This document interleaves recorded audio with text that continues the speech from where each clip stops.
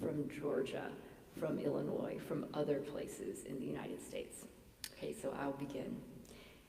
Tech migrants leave their religion when moving to Silicon Valley because of changes in religious geography. First, they are separated from their religious communities, and second, they move to one of the least religious parts of the country. But something else changes when they move to Silicon Valley. Something that on the face of it has nothing to do with religion, but that on closer examination has everything to do with being religious in the new land of Silicon Valley. This new thing is also a source of identity, belonging, meaning, and purpose. It is the religion of work, and it is practiced in surprising ways. Back in Georgia, John Ashton observes, work was different. And here, let me just give you a little background about John. John grew up going to church, was very religious. When he went off to college, he was the president of his Christian fraternity, always, very, very involved in his church. And he says this, quote, "No one cared back there what I did for work or where I went to school. It was just what I did to pay bills. Things are different in Silicon Valley. Out here, it's your identity," he says. This is what my life's about." John started coding at the age of 10 when his parents sent him to a coding sleepaway camp for a week during the summer. He'd always been a creative kid who tinkered with things, taking apart and reassembling toasters, radios, phones, lawnmowers, anything he could get his hands on.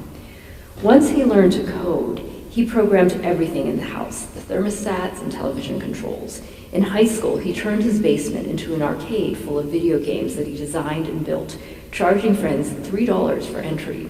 John always thought of computers as his hobby and the things he created as, quote, quirky inventions. After graduating with an engineering degree from Georgia Tech in 2005, John got a job programming for a bank in Atlanta. It was an easy 9-to-5 job with little supervision, which freed him to work on his many quirky inventions, both on and off the job. One of his side projects was an application that he developed initially to help himself and other members of the 10-person church band coordinate their scheduling for practices and performances and organize the collective database of hundreds of scores of music that they used. The app worked like magic for a small team of 10 band members. John saw he could develop it for larger working teams. He started connecting with others who were developing similar products at tech fairs like South by Southwest in Austin. That's where he met Darren Tolman, the founder of Harmonize, a well-funded startup in Silicon Valley that was developing a similar application. When Darren approached John to work for them, John jumped at the opportunity. Joining Harmonize in Silicon Valley was a chance, he explained, to bring my game to the next level. John's creation was of a type that later became known as enterprise social networking apps. In Silicon Valley, work took on a new significance and gravity in John's life. Back in Georgia, having an easy job and thinking of the quirky program he designed as a hobby gave John the time and energy to cultivate his faith through his church by participating in Bible studies, playing in the band, and volunteering and serving on overseas missions trips.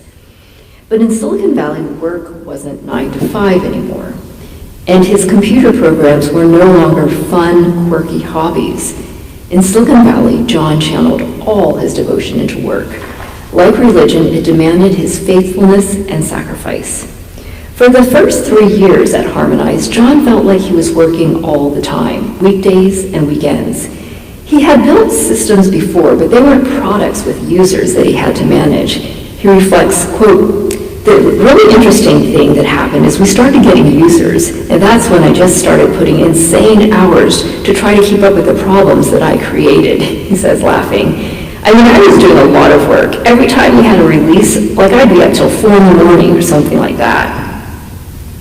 The app became so popular that the servers were crashing almost every day. They couldn't staff the company with qualified engineers quickly enough. Work was frantic.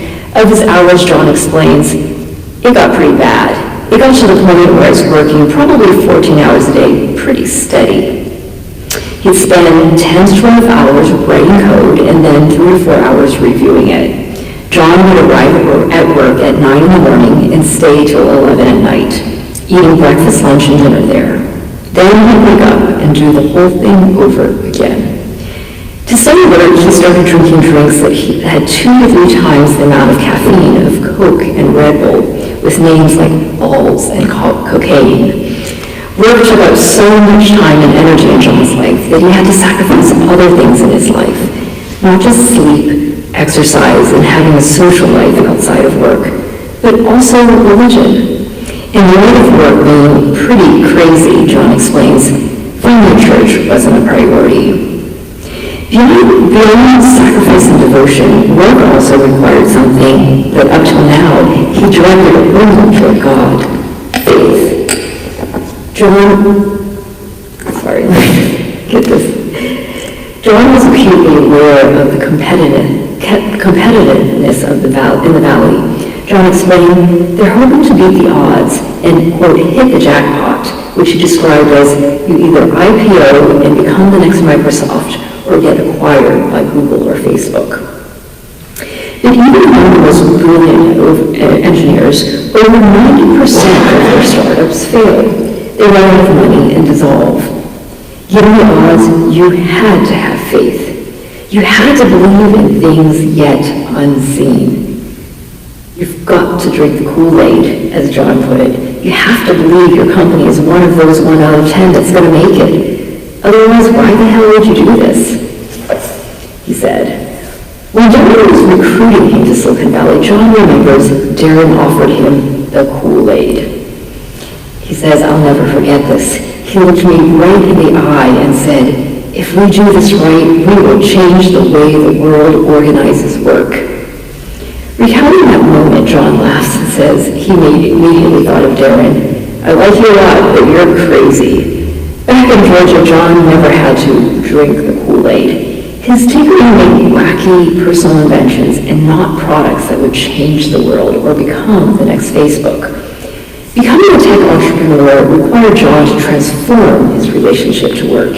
He had to become one of those crazy people who believed that his invention would change the world. Work gave John a clear purpose in life, one that was not so different from Christianity, to transform the world one person or user at a time. Only John's work did it through technological products and not the gospel. For entrepreneurs like John, changing the world isn't some idealistic, fantastical mandate dream, but a mandate. Over the course of our conversation, John repeatedly used religious language. Changing the world was a burden, he said, much as some Christians call spreading the gospel burden. Quote, we feel very burdened by it. We have to come up with this thing that's going to change the world, he said. All this talk about changing the world, drinking the Kool-Aid, and the burden of believing in work would have felt strange and crazy to John back in Georgia. But in Silicon Valley, it was normal. The company made work real, urgent, and imminent in Silicon Valley, just as the church made God real, urgent, and imminent to John in Georgia. Harmonize gave him a sense of community, belonging, and identity like his church did. John and his co-workers called themselves harmonizers. They hired engineers based on whether they could fit into the harmonizer culture of having the capacity to work intensely, but also goof off and have fun. John's life revolved around the brotherhood of other harmonizers, who became his closest friends. He spent more time with them than he ever had with his church or Christian fraternity. Not only did they work together, but they ate 3 meals a day together, played together, and traveled together. In the winter, they rented cabins in Lake Tahoe and went snowboarding. And in the summer, they went camping and to Burning Man. They even made music together. John and a couple of co-workers jammed during their breaks. The startup took up so much of John's time and energy and devotion that he had none for anyone or anything else. When I asked him about dating, John said that he wasn't into meeting people online or through a setup. But with so few women at work, his only chance to date would come from meeting someone randomly in a social setting. But that almost never happened because he was always at work. For John, work wasn't contained within time and space. It was an omnipresent spirit that had become a part of him and infused everything that he did. Just as John's devotion to God hadn't been confined to Sundays at church, his devotion to work informed every part of him and at all times.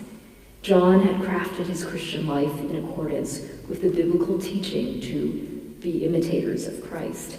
Now he crafted his work life to optimize his productivity. He stopped eating carbs to keep himself mentally alert. He practiced intermittent fasting to keep his thinking more lucid. He meditated to improve his focus. He drank coffee before his 20-minute power naps each afternoon so that he'd wake up refreshed and ready to work. John never chose to leave Christianity. He'd had his doubts, like most Christians in a secular age, but he never had a crisis of faith or a break with the religion. Instead, his Christian faith slowly withered and died, like a sapling in the shadows of a giant redwood, choked off from water and light.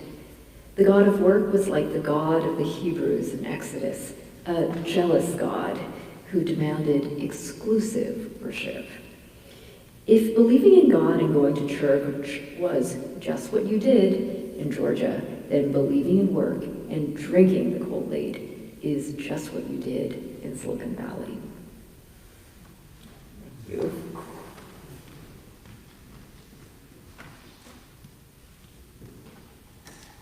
While we talk about it, Robin is going to go around and pass out cards so that if you have questions, you can write them down. There should be pencils in the pew racks, and we'll take your questions in a bit. But first, we're going to talk. I've got my own questions. I was showing my book to Carolyn.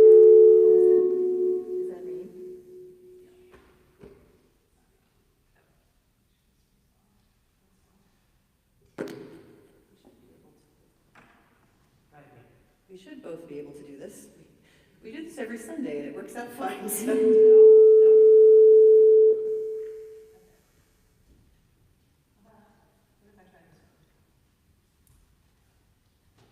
Hello. Oh. Okay, we'll see what's going on. I don't know what's going on. Okay, so I was showing Carolyn my book earlier. How did I see?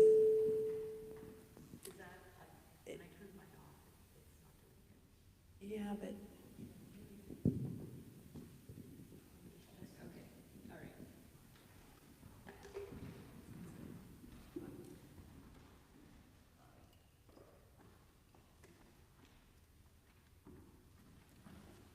Okay.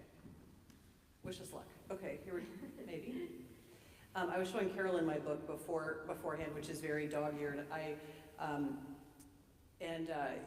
There were a lot of things in here that I really resonated with. One of it is, I came to this from probably the other side of the table that you did, right?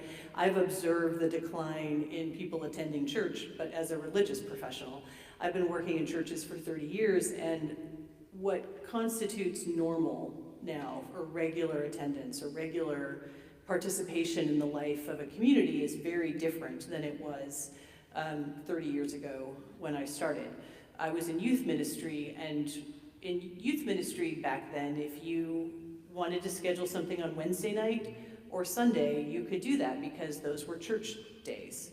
And even people who didn't go to church knew that that's not when you have soccer practice, and it's not. And now I have families that bring their kids to confirmation class and then have to leave to go to swim practice because Sunday is not sacred anymore in the world. So I've kind of observed that, and I think in terms of work, people are busy, but I had always assumed that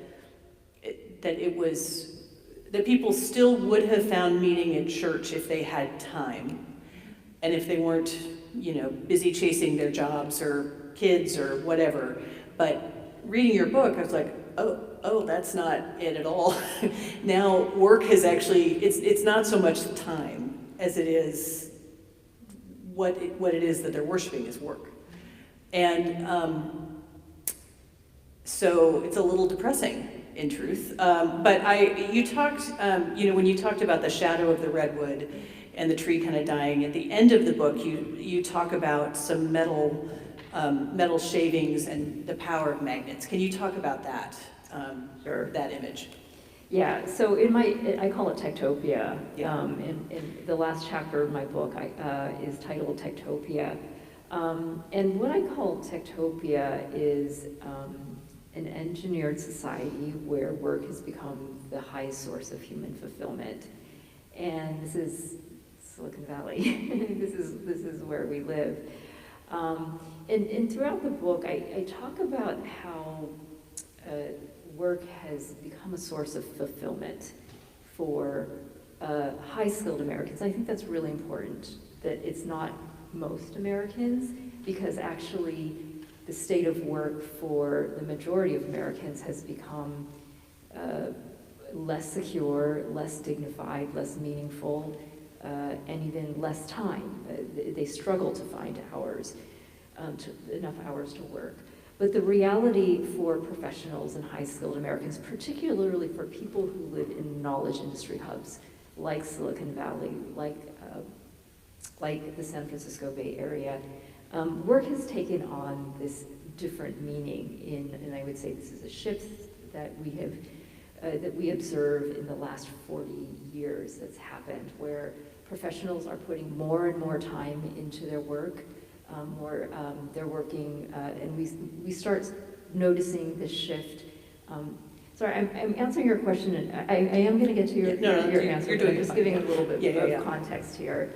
Is that we've seen that professionals started working more hours starting in the late 1970s, and they've maintained those hours, and sociologists used to think like, oh my gosh, what's going on?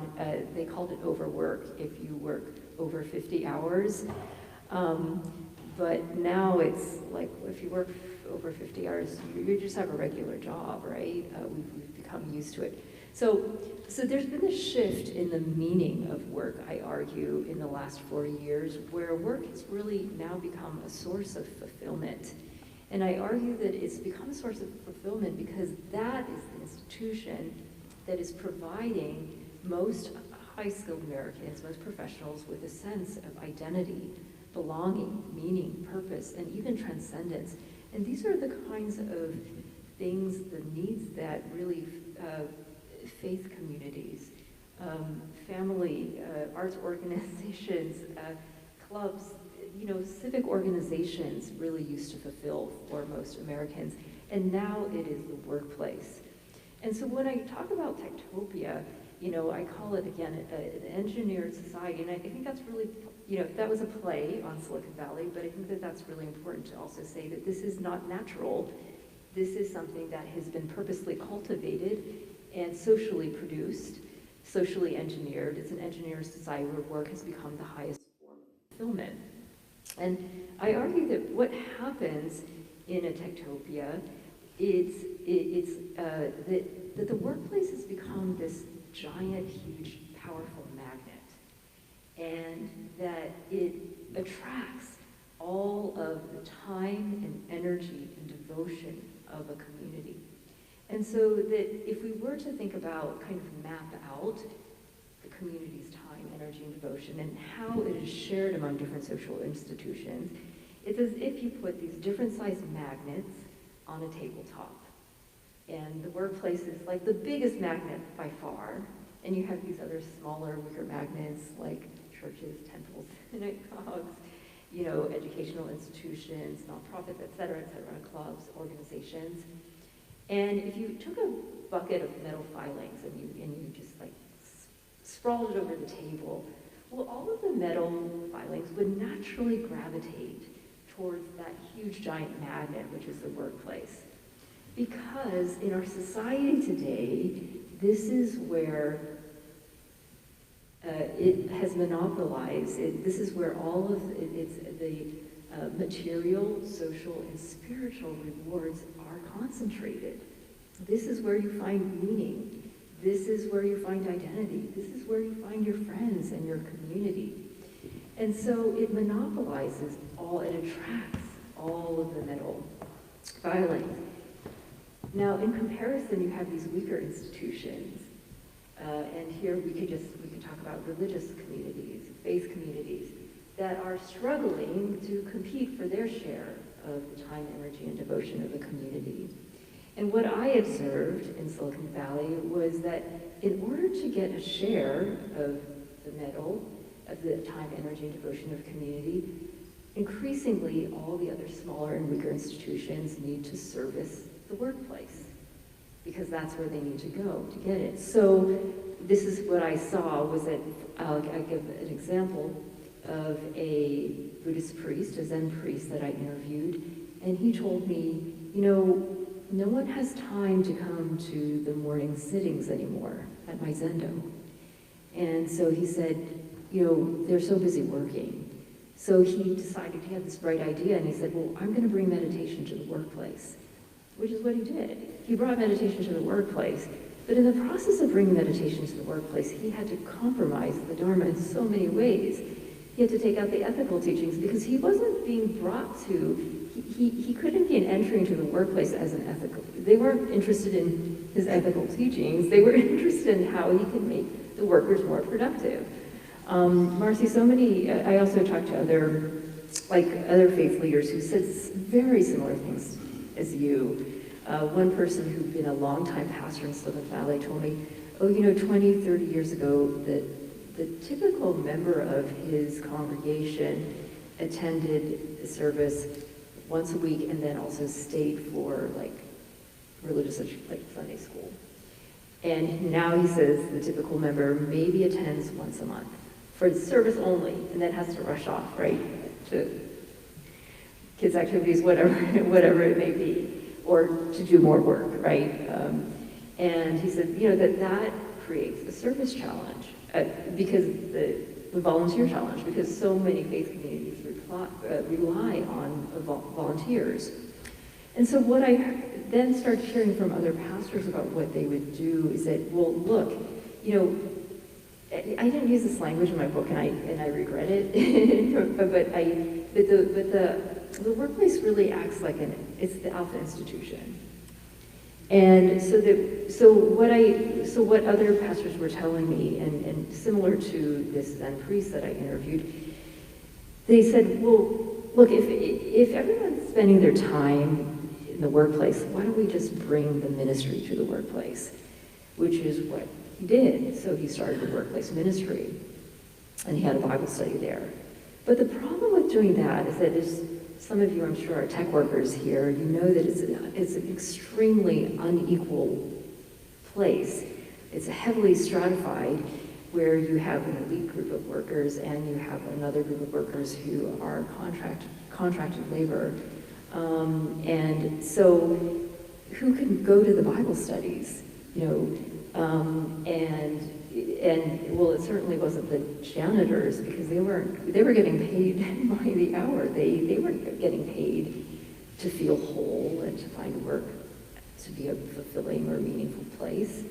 So I argue that it starts to replicate and mirror the kind of the caste system, which we already see. So instead of becoming a source of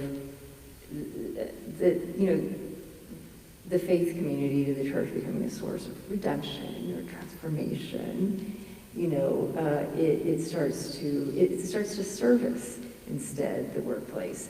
And so I think that in so many ways, because it is this alpha institution, all the other institutions have to accommodate. And I think we have a much more developed language for talking about that when it comes to the family, right? We talk about, work-life balance, and life always needs family, in that tension.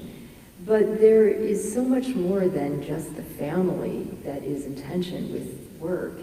And I try to, in this book, so I'm a sociologist, so I'm kind of thinking about these systems and institutions, because I think that we have kind of this language of okay, yeah, this person worships work, right? Or this person's really into work. And I want us to try to understand through this book that work worship is not just this individual idiosyncrasy. It's not just this one tendency of one person, but is rather the product of a social ecosystem, which is Techtopia. And it's an ecosystem that creates and cultivates a certain kind of interior in its members, and it also cultivates and creates a certain kind of social kind of fabric that we have. And I think that, Silicon Valley is an example of that. Yeah, I want to get back to the techtopia and the kind of implications for society in a minute, because I thought that was very interesting. But for those of you who haven't read the book, at the beginning, when you were describing kind of the change over the last 40 years, it occurred to me that, my dad, when I was a kid, my dad would go to work and then do his, 9 to 5, whatever his schedule was. He'd come home, and he and my parents' generation, they all had this schedule where, like, there was the Kiwanis Club and bowling league on Thursdays and church and, like, time for family and all of those things. And it all, like, and my family was able to live with just one parent working, and my mom was at home, and until my dad went blind, then that changed. But generally, like, he had a career, he was proud of his career, but it didn't consume his entire life. And so the interesting kind of observation of now, like, just, the work-life balance, just even somebody who's not in Silicon Valley exactly, trying to make sure that any job, you could, as much as you give to it, it would take, right? Especially today. And I don't think that was probably true 50 years ago, right? Your boss would say, go home. So one of the things that it had me thinking about, she does a great job kind of laying out all of the kind of the perks that these firms give their employees: 3 meals a day, childcare, dry cleaning, hair salons, pet sitting, whatever, all of that, right? And it becomes then, it's a way to make you healthier and happier. And I'm like, it's a very Faustian bargain, because that's your whole life. But it also, it makes the Christian and Jewish tradition of Sabbath just a mockery. Like, no, you don't need to take a day off to take care of those things. You can do it and work at the same time. Like, this whole idea of pulling away from your life, from the demands of your workload, whatever that is, for a day, a week.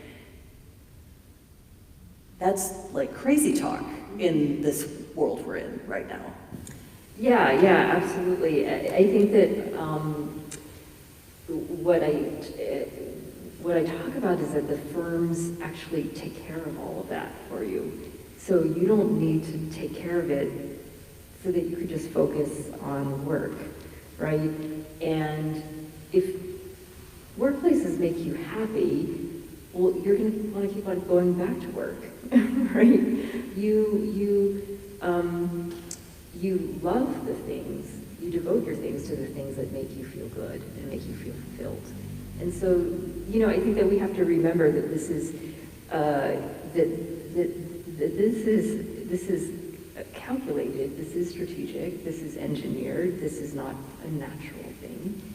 And I think that, I love how you bring up the Sabbath, because I'm reading Abraham Heschel's book, The Sabbath, and I loved it so much that I am now reading it. I just finished it, and then I just started to read it back from the first page again. Have you read Wayne Muller's book on Sabbath? No. You should read that one as well. Wayne Muller has written a remarkable book on Sabbath that it will be a good companion to the Heschel one. Okay. Yeah, you should read that too. Okay, I will do that. I'll definitely do that. And so one of the things that Heschel actually talks about when I was reading, I was like, oh, sounds exactly like Silicon Valley, is he was rejecting the idea that you rest so that you can go back to work, right? And this was completely this Silicon Valley mentality, which I call the ethic of self-optimization. So that rest is in itself not a virtue or of a value. It is rest so that you could be more productive, or so that you could become more marketable, or you could, increase your skills, you could optimize yourself. And so, yes, it completely, so there's no room for the Sabbath in this world.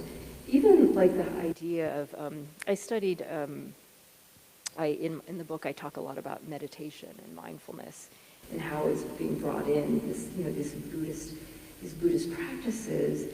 And in there, with meditation is not about achieving something, but it's something sort of achievement-oriented in the Silicon Valley workplace, in these firms.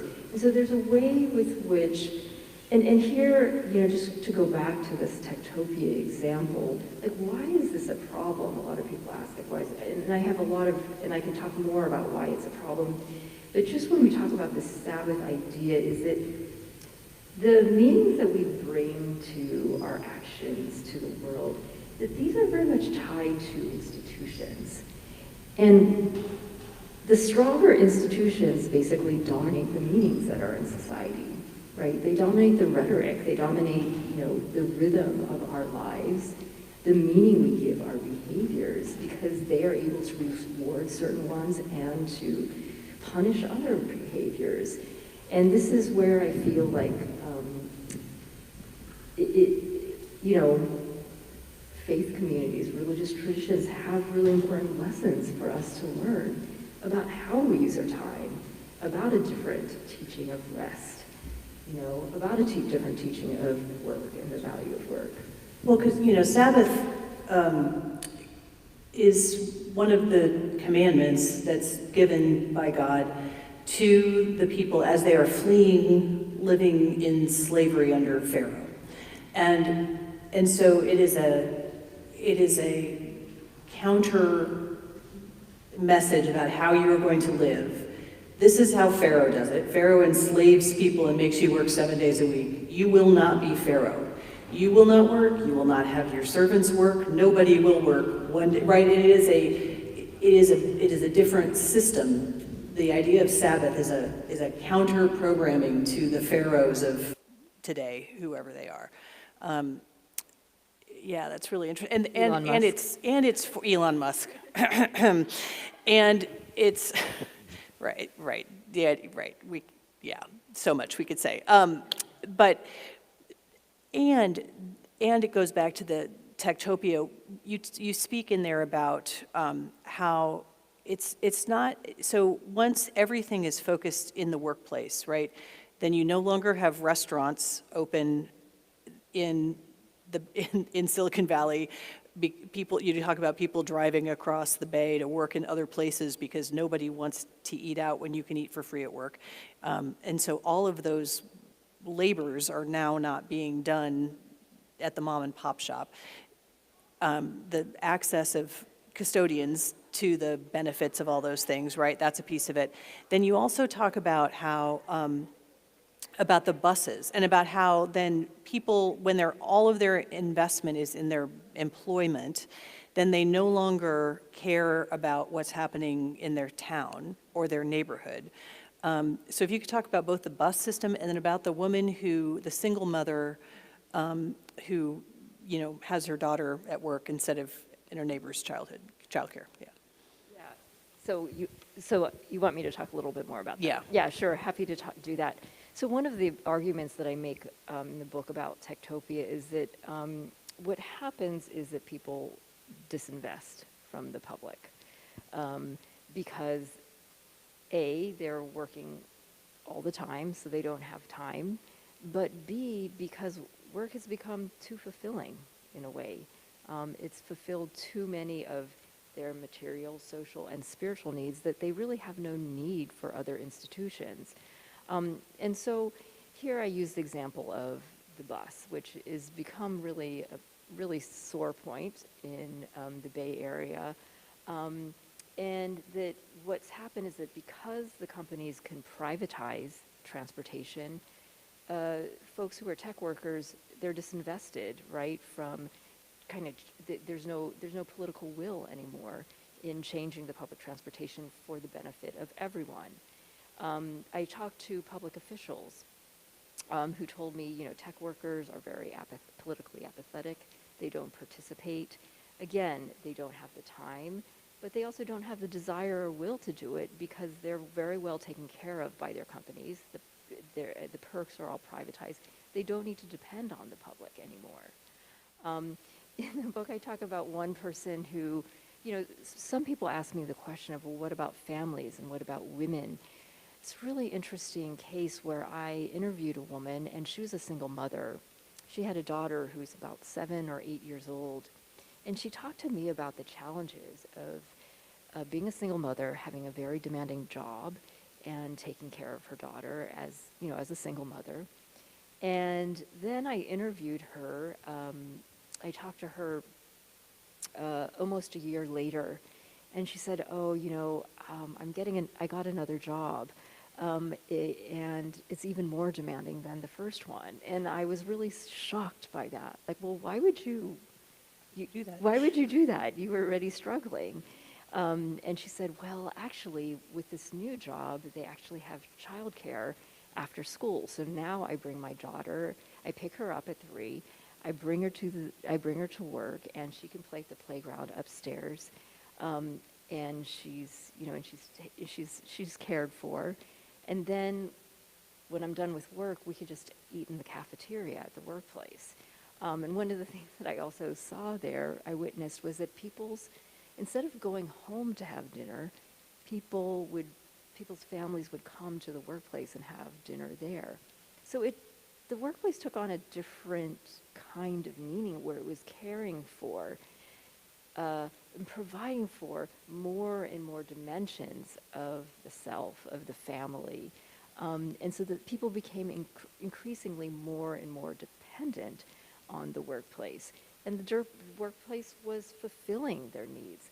I mean, this is one of the things that I argue in the book, that work has become more demanding of professionals, but it's taking more than ever, but it's also giving more than ever. And that's part of the reason why people are worshiping work. Yeah.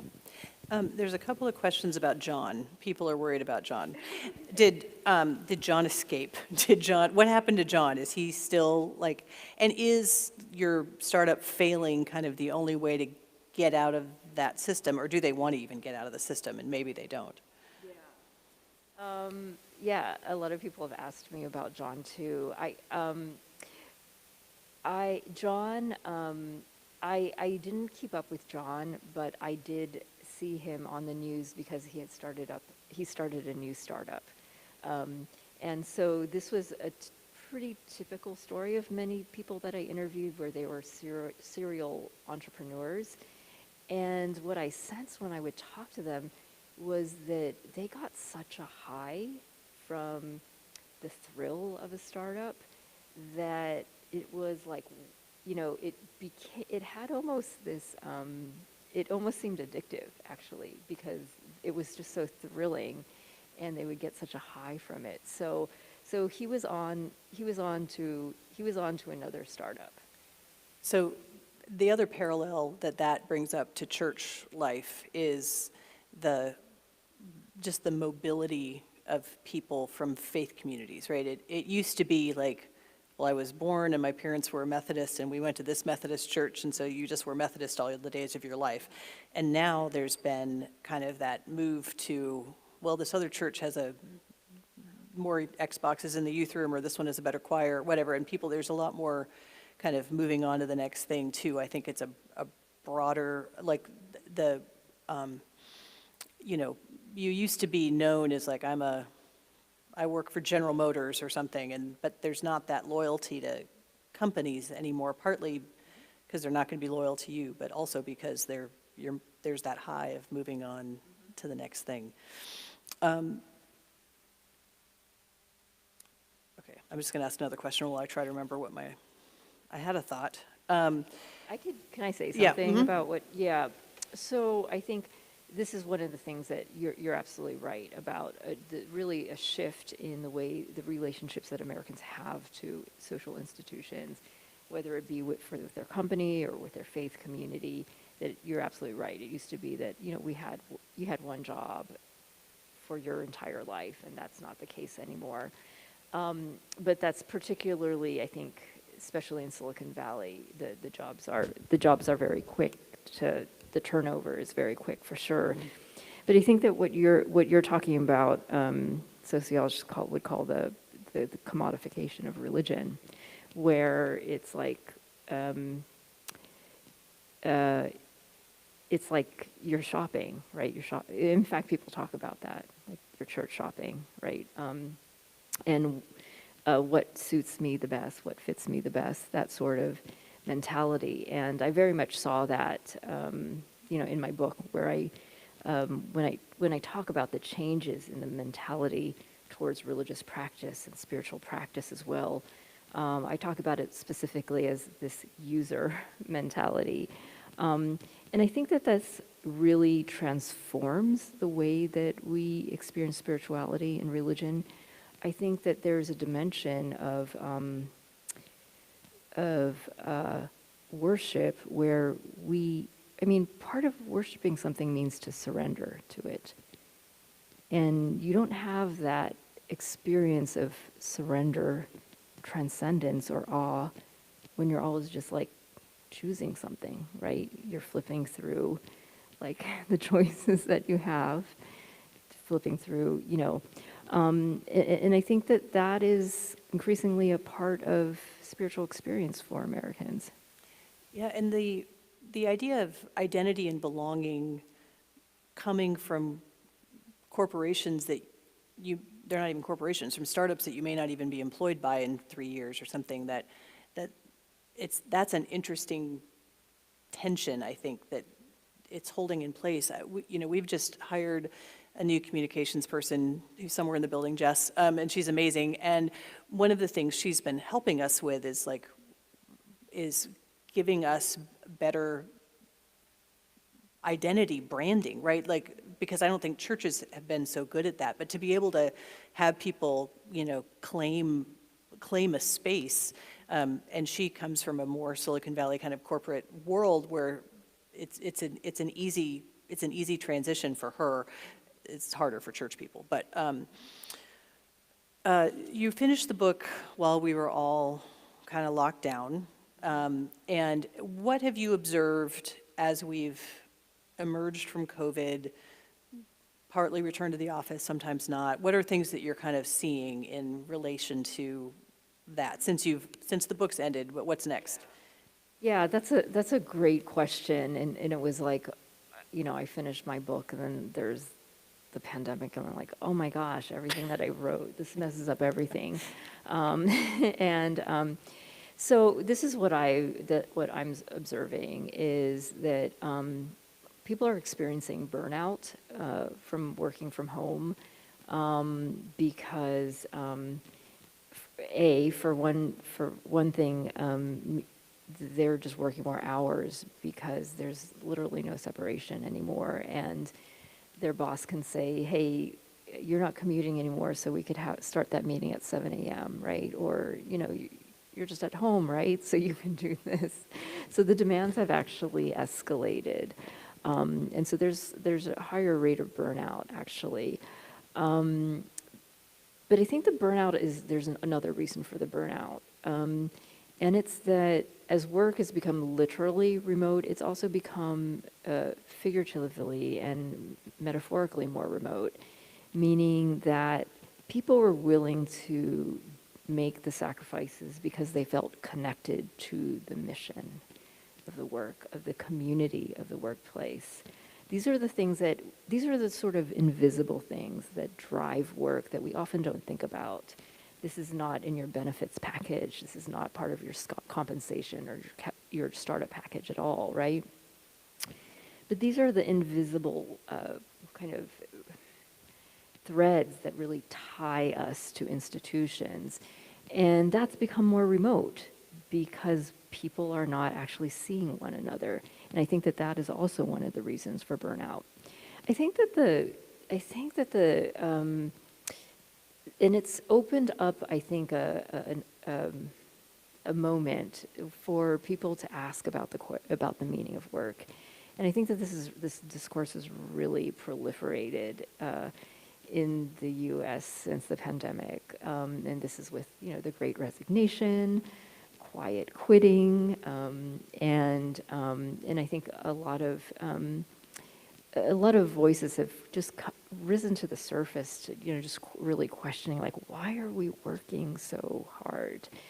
And it's interesting because quiet quitting, the great resignation, I'm not so convinced that things have really changed. And here's why. Because with the great resignation, what I observed is that people, well, first of all, you don't just quit, you still have to work, right? But what I observed and what I heard was that people were saying, I'm going to quit my job and I'm going to find a job that's more meaningful, that's more fulfilling. And so they were still buying, they hadn't given up that larger narrative that work must be fulfilling and meaningful. This is completely unquestioned. This is unexamined. No one questions this. I mean, I teach at UC Berkeley, which in the 1960s the students wanted to overthrow capitalism. Today, my students, they just want a meaningful job, and so they have actually, they are not challenging this larger rhetoric. They're not really challenging anything about work, except they really just they actually want a more meaningful job, right? That's complete, unexamined. And so I'm not really sure that things are changing. And here's, again, because of the language surrounding, still I think the language surrounding work is the same. And that also because really I think that to change work, the meaning of work, we really need to change our ecosystem, and we need to change the power of these other institutions, these other weaker magnets, in order to draw the time and energy and devotion. Because I want us to think about the meaning of work as being something that is part of a larger ecosystem. So how then do you change the meaning of work? It's not just about discourse. And companies are not going to ever say like, hey, you should spend less time here. You should spend less time here. Yeah, right. They're not going to do that. There's a number of questions in here about kind of awareness. Do people, have any awareness? Like, you talked about John drinking the Kool-Aid, but does everybody else, like, are they all frogs like in a pot that's just getting hotter and they aren't noticing it? Or, and then there's, in this question, in the book Winners Take All, they describe the recruitment tactics of Ivy students, convincing them that they can solve the world's problems through their company, which leads not only to uncritical participation in globally oppressive systems with total lack of accountability, but also to deep compromise of personal values that workers don't realize is happening until they're in too deep. Have you talked to people who have come up against these internal boundaries, and what prompted these realizations, and how did they respond? I felt like some of these realizations were too, when I talk to people, sometimes I felt they were too scary to actually, to acknowledge.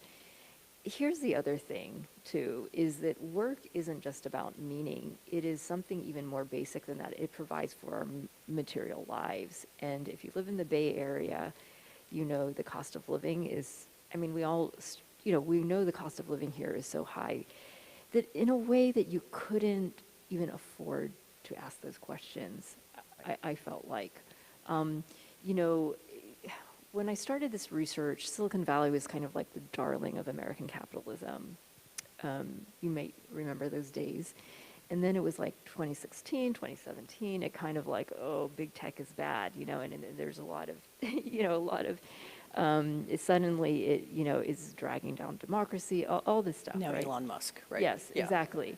But what's really interesting with tech workers is that they would say things like, well, that's that other company, not my company. Or I'm leaving that company and I'm, and so there was still, and that's still the case today. There is such this tenacity in the belief that they can change the world, and this techno-utopian, it runs deep. It runs really, really deep. And I think here, again, just that can you afford to question the meaning of work? That is, if you're a professional, you've invested so much, so many years of education, your whole sense of self and status, it's frightening. Right, and it's also now where you get your dry cleaning done and get everything Yes. else right and get Right. fed 3 meals a day and all that. At the end of the book, you have a couple of quotes that I wanted to lift up, two that are by other people, one that's yours. You quote David Foster Wallace, who said, "In the day-to-day trenches of adult life, there is actually no such thing as atheism. There is no such thing as not worshiping. Everybody worships. The only choice we get is what to worship." And then you end the book with Alistair McIntyre's quote, "I can only answer the question, what am I going to do? If I can answer the prior question of what story or stories do I find myself a part?" And so, while it is a big, scary thing and a big system to change, then you also talk about the possibility of religion, actually, to kind of reclaim our territory. And so I'm going to just quote you, and then you can talk about it. "Religion is one of the last spheres of social life to offer cohesive and communal traditions that resist marketed forms of logic and exchange. Their liturgies, practices, and teachings reorient the human heart, mind, and body away from the world of work and markets. Religious traditions can offer a powerful and distinct set of ethics, communities, and rituals to counter the morally bereft religion of work. And they can teach virtues such as justice, stewardship, kinship, and compassion, qualities that help us determine how, why, and when to work, how and what to produce, and what to do with the profits of our work. Religion can show us that values such as efficiency, productivity, and growth are means and not ends in themselves. Now more than ever, we need the prophetic voices of our religious traditions and communities to help us restore a collective wholeness." And as a religious professional, I say, yes, thank you. But I would like you to just say a little bit more about kind of how you think maybe, give us, as people who care about this, give us some marching orders, some ideas. Yeah, so I'll say marching orders. I feel like that's your job. And not, I was trying to make it easy on myself, yeah. not my job. But okay, so yeah, that quote from David Foster Wallace, there's something I disagree with him there, is that we get a choice. Because I don't think that we all get a choice. I don't think that we all choose what we worship. In fact, I think most of us don't choose what we worship. And here again, I'm coming from this as a sociologist, and I'm really interested in the power of institutions and how they shape us. I mean, I think as Americans, we often think as individuals. We don't think about institutions, and we don't think about how social forces shape us, even the deepest of our interior and our desires. And so, so I think that in a place like Silicon Valley and other knowledge industry hubs, by default, we will worship work unless we choose to worship something else. Now, religion offers us a choice to worship something else. And religion is, as an institution, it offers these practices and ethics and virtues, and we do it as a community. I think that's the most important thing here. It's a really important thing that I want to highlight, because when it came to the conversation about the Great Resignation, about it was kind of like I felt like, every day there was something in the New York Times that was talking about, about work and like, we've got to change the meaning, we've got to change the way that we work, and how are we going to do this? We should take walks more, or we should bake sourdough bread, or, we should, I don't know, like we should, and it was all these things which were individual solutions. And again, I'm coming at this, when I think about work worship as rather an ecosystem. An ecosystem is socially engineered. And it's a place where work has become the alpha institution. And so if work, I talk about in my book how companies have become the new faith communities. And as a sociologist coming into the workplace, which was I'm a sociologist of religion, so I'm actually the workplace was a new place, a corporation was a totally new place for me to study. but I really saw how the workplace inculcated certain virtues, socialized people, and it literally formed people's desires. You know, it formed their habits, their desires, their sense of time, their practices in life, their ethics. And this is also what religions do very powerfully. In fact, what I saw, and the argument that I make in my book, is that companies borrowed from religious practices because this is ultimately what religious practices do. They discipline, they shape and transform the heart, the desire, your soul and your mind. And companies were taking those very same practices and using them to their ends.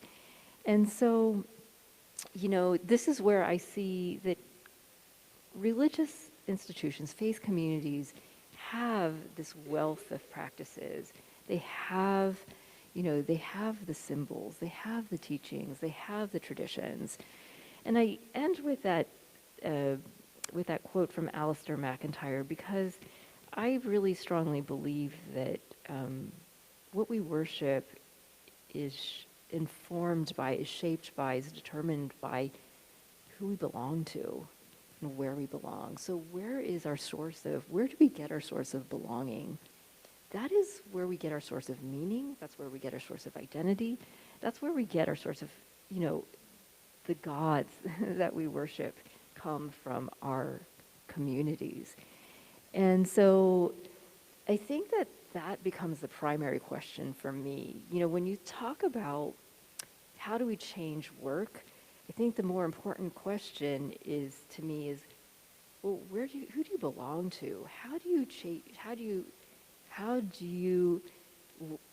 Who do you belong to, and how do we change that sort of fabric of belonging in American society? Because, again, in Silicon Valley and knowledge industry hubs, that source of belonging is increasing. It's the workplace. It's work.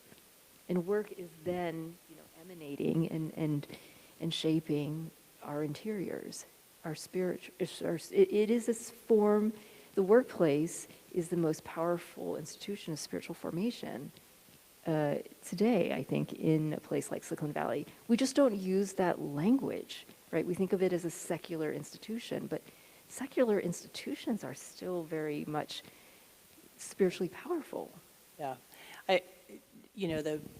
I mentioned Sabbath earlier, and I think that's something that I just keep coming back to somehow, that sense of reclaiming that and really, and not so much capitulating to, like, well, we'll come and do Bible study in your office kind of thing, but finding a way to kind of claim our own space, I think, is a important part of whatever it is that we figure out moving forward. One of the things, so the marching orders, I think one of the things that's really important is having institutional autonomy. You absolutely have to have institutional autonomy, because you need to be able to create a different space, a different, a sense of sacredness, a sense of a different kind of spirit to resist, and instead what we're finding is that the spirit, the logic and ethic of the workplace is emanating and changing and transforming these other institutions. That's what's happening. Right, and they're taking things that are sacred in one space and making them devoid of the sacred. Exactly, so that is in service to work. Mm-hmm. In service to work. I didn't quite get to all the questions, but we are a little over time already. So Carolyn is going to be signing books out at the table in the atrium. Also, our next event with Book Passage is going to be February 12th with Lisa Sharon Harper about her new book, Fortune.